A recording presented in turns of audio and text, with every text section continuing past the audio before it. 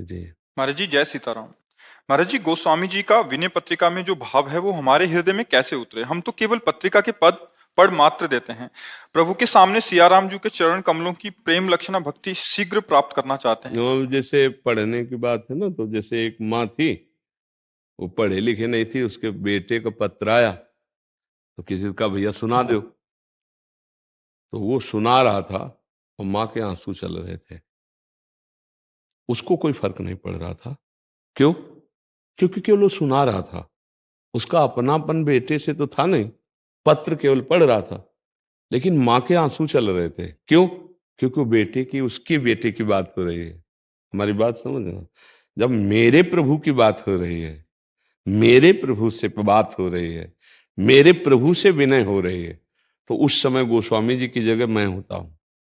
जैसे विनय कर रहे हैं ना, तू दयाल दीन हो, तू दानी हो भिखारी। उस समय गोस्वामी जी के भाव ने, कि गोस्वामी जी कह रहे हैं श्री राम जी से, उस समय सीधा उपासक देखता है भगवान से, वो स्वयं विनय कर रहा है।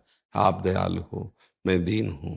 हे पतित पावन, मैं पतित हूं, आप पतित पावन कर। वो अपने भाव, अपनापन जब रघुनाथ जी से हो जाएगा, सिया राम जी से हो जाएगा, तो वही भाव। जैसे विभीषण जी शरणागति को आते, एक बार यहाँ विभीषण शरणागति हुई, अब रहा नहीं गया, एकदम रोना। उस समय क्या था कि जैसे विभीषण जी भगवान की शरण में गए, वैसे हृदय एकदम शरणागत हो रहा है। मानो विभीषण जी ये हृदय हो गया और सामने हमारे राम जी, वैसे भाव। तब वो भाव, अभी जैसे प्रभु के हम दास हैं, बस वाणी में है, हृदय में वो प्रियता नहीं आई है जो गोस्वामी जी के हृदय में, जो हनुमान जी के हृदय में, जो बड़े बड़े महाभागवतों। तो हम केवल पढ़ते रहे और नाम कीर्तन करते रहे तो आ जाएगा। प्रभाव है। देखो, जैसे मंत्र हैं, मंत्रों का अर्थ ना पता हो तो प्रभाव अपना करेगा वो। गांव में हमने देखा, ये देखी बात है कि सर्प काटा तो कुछ सिद्ध मंत्र वाले बुजुर्ग होते थे, वो एक ढोल बजता था, उसकी ध्वनि होती थी जिससे वो आसपास से आ जाते थे। ये हमने देखा, बचपन में देखा।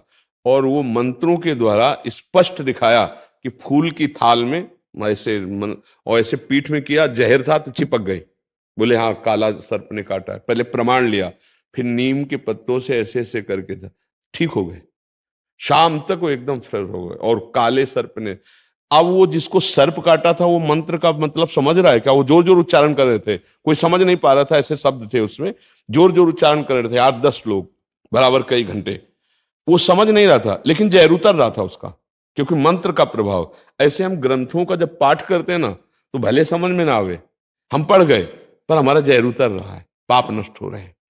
जैसे हम गोपाल शास्त्र नाम का पाठ करते हैं, चालीसा का पाठ करते हैं, स्तोत्रों का पाठ करते हैं, रामायण का पाठ करते हैं, तो हमें अगर इतना भाव नहीं आ पाया कि भगवान के चरित्रों में अब क्या हो रहा है, केवल हम पाठ कर रहे हैं, तो भी व्यर्थ नहीं जा रहा। वो हमारे पाप नष्ट करके हमारे हृदय को पावन कर रहा है। इसलिए खूब नाम जप करो, पाठ करो। धीरे धीरे जब प्रभु से अपनापन हो जाएगा। देखो, गोस्वामी जी कह रहे, तुलसी जाके मुख से धोखे निकसत राम, ताके पक्की पगतली मोरे तन की चाम। उनको राम नाम कितना प्यारा लग रहा है कि धोखे से निकल जाए राम, तो उसके चरण तलवा और अपने शरीर को कह रहे। और अपने लोग कहाँ ऐसा भाव है? तो जपते जपते आएगा, पाठ करते करते आएगा। हम लगे रहें, हम उसकी चिंता ना करें, अपने आप भाव आ जाएगा। हम ये चिंता करें कि हमसे भगवान के विरुद्ध आचरण ना हो जाए, भगवान को भूल ना जाए। बस दो बातें हम पकड़े, श्री कृष्ण अनुकूलेन प्रतिकूलस्य वर्जनम। प्रतिकूल कोई आचरण ना हो और भगवान के अनुकूल हम चले, उनका नाम जप करें, सब भाव आ जाएंगे। कुछ नहीं मांगने की जरूरत, सब भाव अपने आप आ जाएंगे। कभी कभी पाठ करके आनंद सा आता है और कभी कभी लगता है कि मैं कितना नीच हूँ पढ़ने के बाद। वैसे ये मैं कितना नीच हूं, ये सबके हृदय में आता है। कभी कभी आता है। क्योंकि देखो, बताए ना, जब ऐसे तो बात अलग है, जब हृदय निर्मल होगा ना, तो ये बात आने लगती है कि कहाँ प्रभु और कहाँ मैं नीच। एकदम छोटी सी भी वृत्ति अपनी देखकर ना, ये सबको लगता है कि मैं बहुत नीच हूं, पर कृपा है हमारे ऊपर प्रभु की। देखो हनुमान जी कैसे वर्णन कर रहे हैं विभीषण जी से, असमय अधम सखा सुन पर मोहू पर रघुवीर। वैसे तो मैं अधम हूं, पर हमारे ऊपर रघुनाथ जी की बड़ी कृपा है। तो ये भाव तो मंगल में, इसमें कोई दुख की बात थोड़ी है। और आनंद आना, आनंद सिंधु का गुणगान गा रहे तो आनंद नहीं आएगा क्या? वो तो आएगा ही, आज नहीं तो कल आएगा, आप उसकी चिंता ना करें। नाम जप और लीला ज्ञान यथावत करते रहें। पर जो गोस्वामी जी का भाव है वो तब आएगा जब रघुनाथ जी हमें प्राणों से भी अधिक प्रिय लगेंगे, सिया राम जी प्राणों से अधिक प्रिय लगेंगे, तब उनका नाम, उनकी बात सुनते। हाँ, अपने लोग बोले सिया राम तो कैसा, और भरत जी जब बोलते थे सिया राम तो पूरा चित्रकूट व्याकुल हो जाता था। हे, विचार कीजिए, वही सिया राम आप बोल रहे हैं और वही सिया राम भरत जी बोल रहे थे, अंतर क्या हुआ? प्रीति में आर्त भाव से जब सिया राम, तो पशु पक्षी लता वृक्ष सब प्रेम द्रवित हो जाते थे। चैतन्य महाप्रभु जब बोलते हा कृष्ण मम प्राणनाथ, वातावरण भागवतिक हो जाता था। यहां इसीलिए कहते हैं यहां की प्रीति काम करती है। यहां प्रीति जागृत हो जाए सिया राम से तो वो सब भाव समझ में आने लगेंगे। इसलिए नाम जप करो, पाठ करो, कोई विपरीत आचरण, पापाचरण न बनने पावे, ऐसा प्रयासरत रहो जी। और मतलब माँ बाप की सेवा करते हुए शरणागत कैसे करें बस? देखो, पूर्ण शरणागति के लिए हमारे श्रीमद् राधा सुधा निधि में तन वांग मनोभिर अमलई सोहम तवई वाश्रिता, तन वांग मनोभिर अमलई सोहम तवई वाश्रिता। हमारा तन समर्पित हो, हमारा मन समर्पित हो, हमारी वाणी समर्पित हो और मैं स्वयं समर्पित हूं, उसे पूर्ण शरणागति कहते हैं। अब जैसे अपने को हम स्वीकार करते हैं कि हम प्रियालाल के हैं, स्वीकार करते हैं, बिल्कुल। ये सोहम समर्पित हुआ मैं। अब हमारी वाणी से प्रियालाल के ही विधान की बातें निकलें, उनके विरुद्ध बातें, अश्लील संभाषण, गंदी बातें, संतों की निंदा, शास्त्रों की निंदा, किसी की भी निंदा ना निकले, हमारी वाणी समर्पित राधा राधा राधा।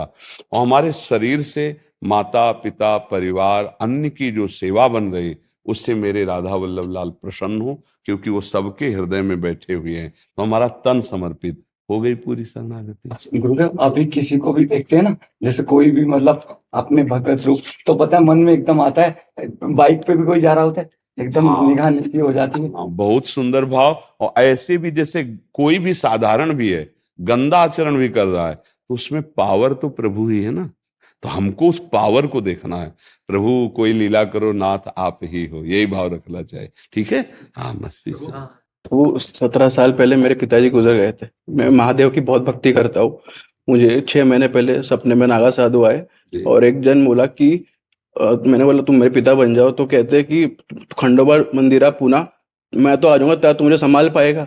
तो प्रभु इस स्वप्न का क्या अर्थ है? देखो, भगवान मंगल में अपने शरणागतों के अंदर आते हैं स्वप्न जैसे, कोई भागवती, कोई, इनका कोई अर्थ नहीं।